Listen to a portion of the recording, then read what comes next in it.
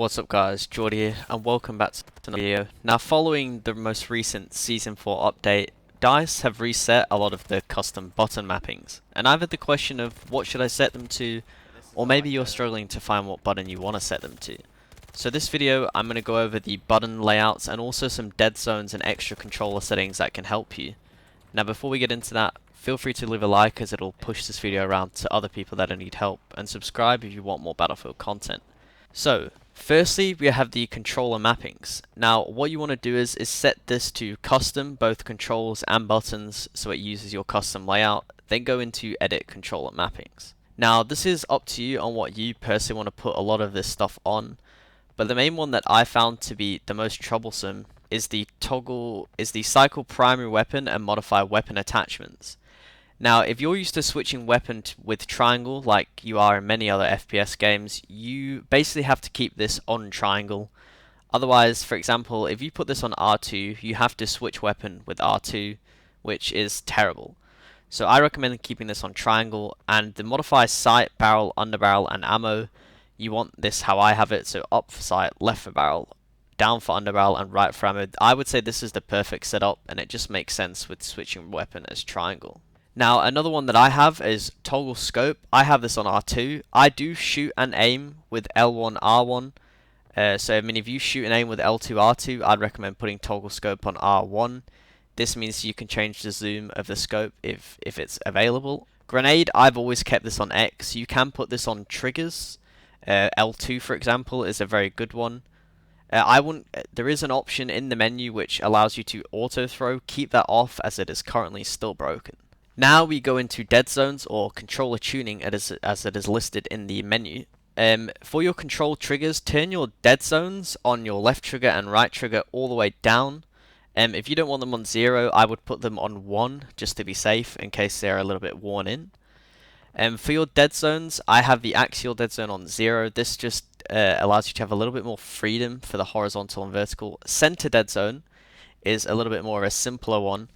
You want to put this as low as possible before you get stick drift. For me it's 3, on my previous controller it was 5. So this will take a little bit of experimenting. The left stick doesn't really matter, I just match this with the right one. But it basically means how much you need to push the stick before it activates an input. So you want this as low as possible before you get stick drift. It just makes the game feel a little bit more crispy. Now, another setting that I would recommend is the Soldier Aim Assist. Don't put this on 100 in 2042. It doesn't really work and is a little bit too strong. I recommend the value of 80. You can somewhere between 60 and 80 is probably best. It just allows you to have a bit more freedom without the aim assist actually getting in your way. Zoom snap, I always have this on 0, but this is up to you. I'd recommend a value of 60 to 80 as well, as it is a little inconsistent. Here is the auto throw grenades and throwing knives. Keep this off, as if you have it on, it throws all your grenades at once, which obviously you don't want. Aiming left and right acceleration, I have this on 0. If you have it on 100, it'll make it feel like your aim will get faster the longer you have your stick pushed.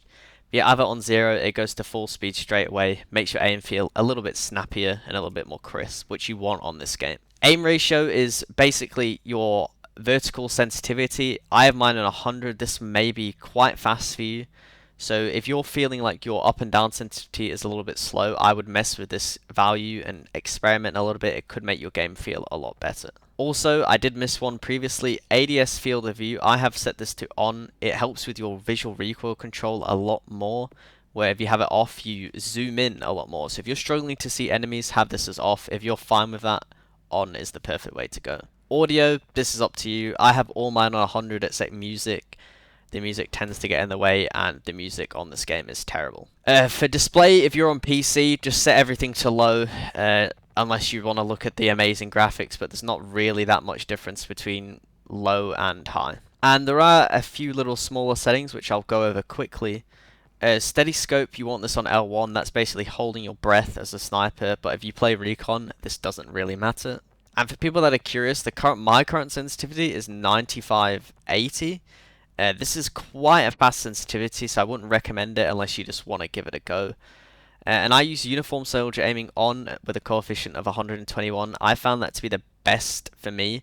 I've tried 0, 100, 200, 177, all the numbers, and 121 seems to be the most enjoyable out of all those. So if that's the number you want to try, I'd recommend it. It might not be the best for you, but it works perfectly for me.